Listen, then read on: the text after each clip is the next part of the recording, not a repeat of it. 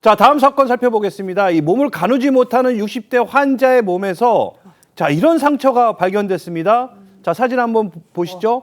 자, 이 한 움큼 빠져버린 이 머리카락 사이로 짙은 멍이 보입니다. 자, 이 환자의 팔 한번 보죠. 팔에도요, 이렇게 멍이 들어 있습니다.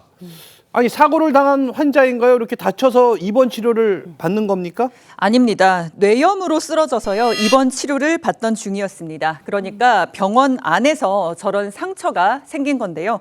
병 나으러 가는 병원인데 왜 도리어 상처가 생겼을까? 그런데 충격적인 사실이 CCTV 영상으로 확인이 됐습니다. 이 여성 환자가 침대에 누워있는 모습이 CCTV 영상으로 찍혔는데요. 영상을 한번 보시면 저렇게 옆에서 환자 곁에 있던 여성이 갑자기 환자의 머리채를 잡고 흔들고 무언가 하얀 물체로 환자의 입을 틀어 막기도 합니다. 또 다른 날에도 비슷한 그런 모습은 계속 포착이 됐는데요. 이 같은 여성이 누워있던 환자의 또 머리채를 저렇게 자연스럽게 붙잡는 행동을 보입니다. 이 60대 환자는 의식은 있지만 몸을 제대로 가눌 수가 없는 상황이었습니다. 어깨나 허리를 잡아줘야 하는데 하지만 이 여성은 손은 이 곧바로 머리로 향하고 있죠. 마치 늘 그렇게 해온 듯한 모습이었습니다. 그러니까 저 여성이 도대체 누군데 저렇게 아픈 환자한테 막 저러는 겁니까? 어이없게도 간병인이었습니다. 간병인이라고 한다면 환자를 돌보는 사람들이죠. 그런데 간병인이 저렇게 잔혹하게 폭행을 휘두른 것인데요.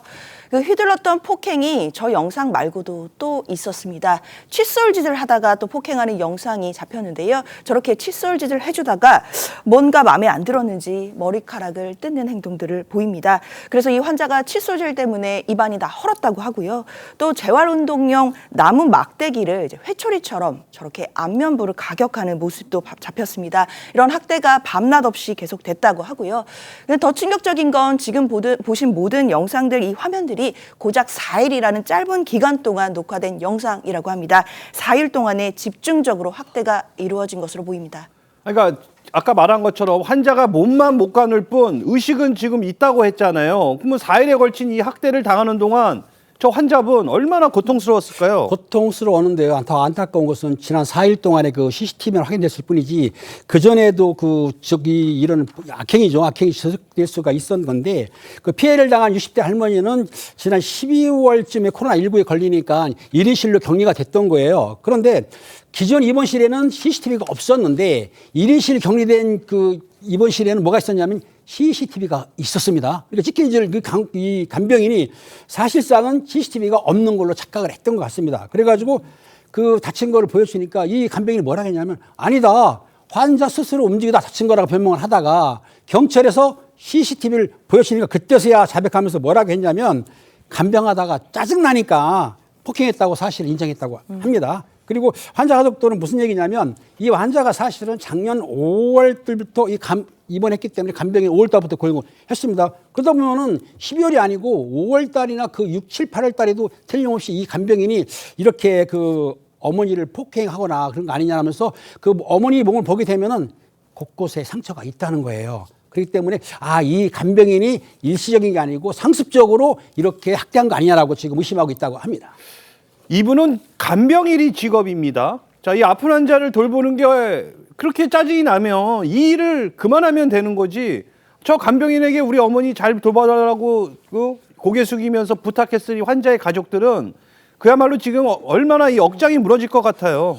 사실 환자 가족분들이 저희가 지금 저 영상을 보면서도 막 안타까움이 느껴지는데 가족분들이 봤을 때는 어땠을까요? 그거 저희가 뭐 차마 그걸 뭐 표현하기도 힘들 정도의 상황인 것 같습니다. 근데 환자 가족분들은 이 어머니가 아까 말씀드렸던 것처럼 말도 못하고 표현은 못하지만 의식도 있고 기억도 있어요.